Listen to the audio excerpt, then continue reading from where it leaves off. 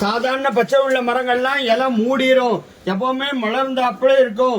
காய் நீர்ச்சத்து உறிஞ்சி கருகி கீழே விழுந்துரும், பொருளதும் பயன்படுத்த முடியாது. உரங்கா பொழிட்டு சொல்றது 1 2 3 மண்டபத்துக்கு மேல கொடையா படிச்சிருக்கா, 4 மேல. இப்படி அந்த பக்கம் போங்க, அந்த பக்கம் போய் பாருங்க, மேல பாருங்க. அப்படியே அந்த நின்ன இடத்துல பார்க்கலாம். மேல 4 தெரியுதா?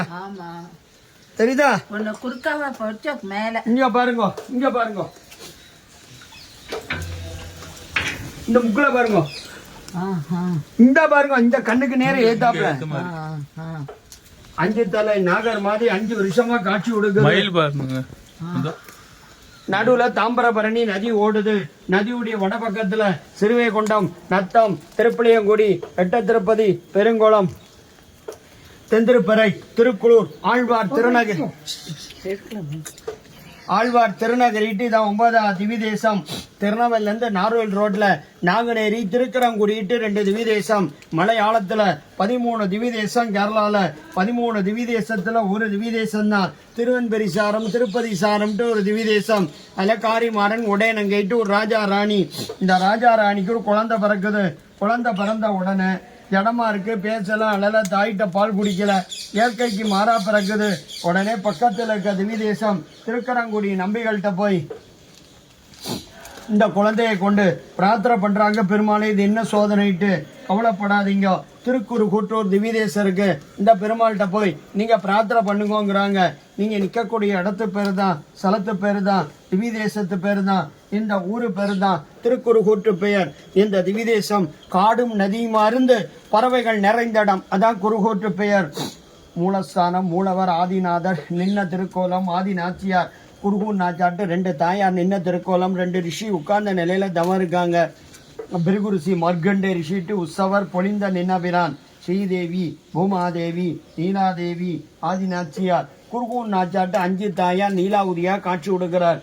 ஒன்னும் தேவும் உலக உயிர் மற்றும் யாதுமில்லா அண்ணு நான் முகன் தன்னோடு தேவர் உலகோடு உயிர் படைத்தான்.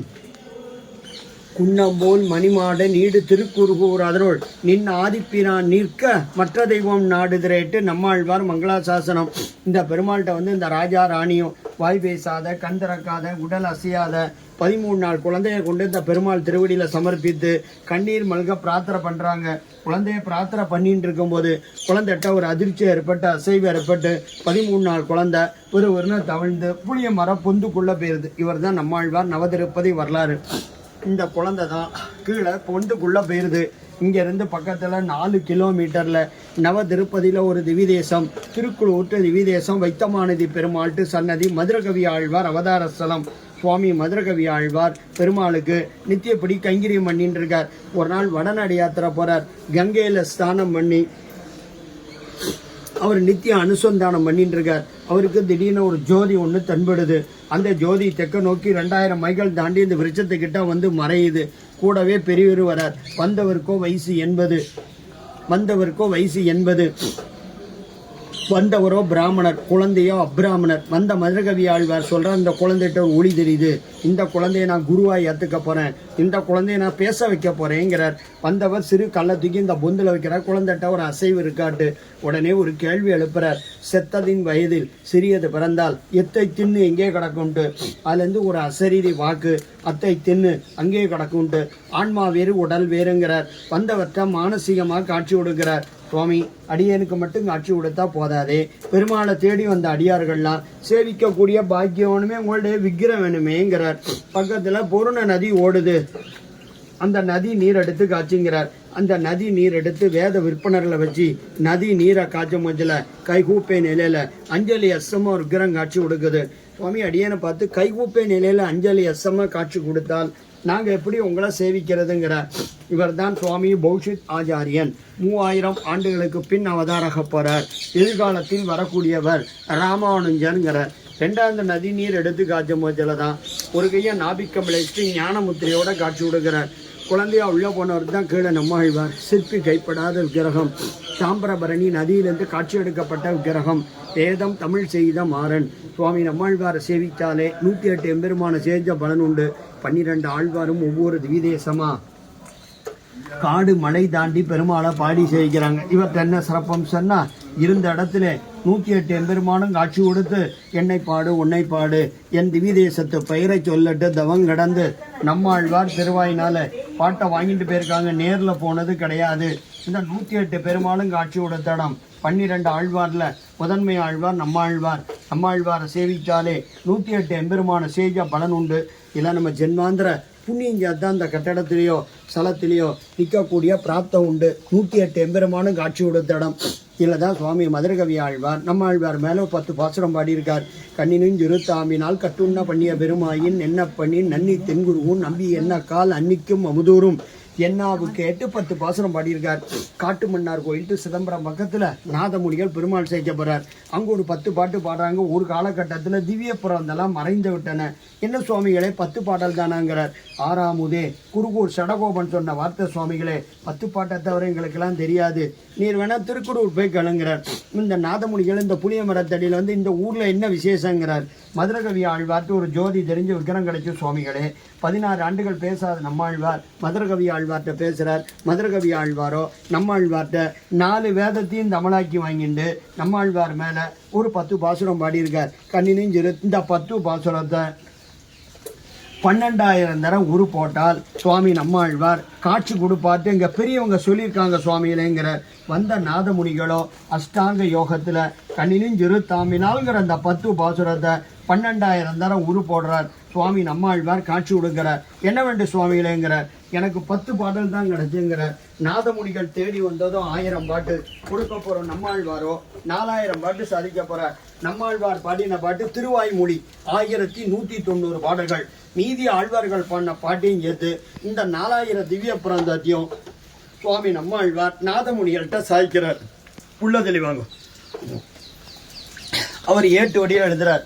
கோயில் கட்டடத்துக்குள்ள ஆச்சாரியனுக்கிட்டு சொன்னீங்கன்னா நாதமுனிகள் முக்களை எழுதியிருக்கார். இந்த நாதமுனிகளுடைய வம்சம்தான் அரையர்த்து ஆழ்வார் திருநகிரி, ஸ்ரீவில்லிபுத்தூர், ஸ்ரீரங்கம், அபிமான ஸ்தலம், திரு நாராயணபுரம், மேல்கோட்டைன்ட்டு சொல்றது.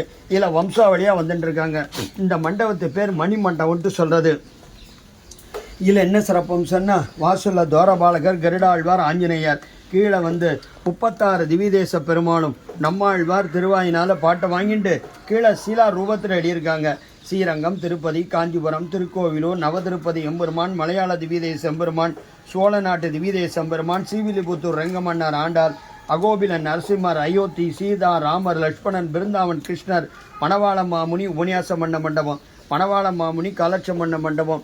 நம்மாழ்வாருக்கு 32 திவ்ய நாமங்கள். காரிமாறன், சடகோபன், வகலாபரணன், ஞானதேசியன், பிரபிரம்மயோகி, பிரபணகுடசர், குழந்தை முனி, முனிவேந்து, ஞான தமிழுக்கரசு, ஞான தமிழ்கடல், ஞானப்பிரான், குருகைபிரான், தொண்டர்பிரான், நாவீரர், விஞ்ஞான கவி, பொறைத்திரைவன், குமரித்திரைவன், உதயபாஸ்கரர், பிரபணகுடசர், வகலாபரணன், திருநாவீர் உடையான், தெய்வ ஞான கவி, தெய்வ ஞான செம்மல், குழந்தை முனி, 32 திவ்ய நாமங்கள்.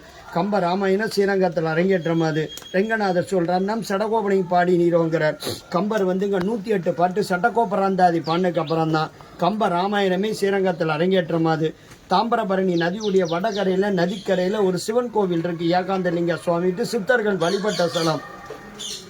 2000 ஆண்டுகளுக்கு முன்னால் கரூர் சித்தட்டு ஆறுபடை வீட்டிட்டு திருச்செந்தூர் முருகன் கோயிலுக்கு நடந்து வந்துட்டு இருக்கார். ஒரே காடும் நதியுமா இருக்கு. நதிக்கரையில் தங்கிடுறாரு. அவர் ஒரு நாய் வளர்க்குறார். அந்த நாய் டெய்லி தாமிரபரணி நதியை கடந்து தென்பக்கமாக வந்து இங்கே உள்ள பிராமணாளுடைய சீவைஷ்ணாளுடைய எச்சலையை தின்னு போயின்னு இருக்கு. ஒரு நாள் நதியில் வெள்ளம் வருது. மதியம் உச்சி வெயில நாயை காண லேட்டு அக்கறையிலேருந்து சித்தரை எதிர்பார்த்துட்டு இருக்கார்.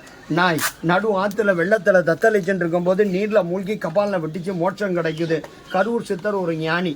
அவர் இருந்த இடத்துல இந்த ஆதிநாத பெருமாளை பிரபோங்கிறார். நம்மாழ்வார ஞான தமிழ் கடலேங்கிறார். பிரபோ ஞான தமிழ் கடலே திருக்குறுகூரில் எச்சலை தின்ன நாய்க்கு மோட்சம் கொடுத்தாயே தன்னை பேய்ங்கிறார். இந்த பேய்க்கு மோட்சம் உண்டோங்கிறார். அவ்வளோ பெரிய புண்ணிய பூமி. நல்லா பிரார்த்தனை பண்ணிக்கோ. இல்லை நம்ம ஜென்மாந்திர புண்ணியஞ்சாத்தான் அந்த கட்டடத்திலேயோ ஸ்தலத்திலேயோ நிற்கக்கூடிய பிரார்த்தனை உண்டு. இதுதான் மூல வருஷம். இதில் தான் நம்மாழ்வார் 13 நாள் குழந்தை 16 ஆண்டுகள் தவறந்து 36 ஆண்டுகள் வாழ்ந்த காலம். வைஷ்ணவ சம்பிரதாயத்தில் போன குழந்தை தான். இவருக்கு மட்டும்தான் ஒரு விதி விலக்கு இருக்கிறார், இருந்து கொண்டிருக்கிறார், உயிரோடு வாழ்ந்து கொண்டிருக்கிறார். குழந்தையா உள்ள போனவர் தான் கீழே சேர்க்கப்படி நம்மாழ்வாரை சேவித்தாலே 108 எம்பெருமான சேஜ பலன் உண்டு. நீங்கள் எவ்வளோ பணம் கொடுத்தாலும் காணாதும்மா. கோயிலில் வருமானம் இல்லாத 50 பேருக்கு 2500 ஏழைகளுக்கு அன்னதானம். உங்களால் முடிஞ்ச 1000 ஏழைகளுக்கு கொடுக்குறாந்தா கொடுங்க. குருஸ்தலம் இந்தாம்மா உங்க எடுத்துங்கோ. நவதிருப்பதி வரலாறு வரலாம். இந்தாங்க ஐயா, இந்தாங்க.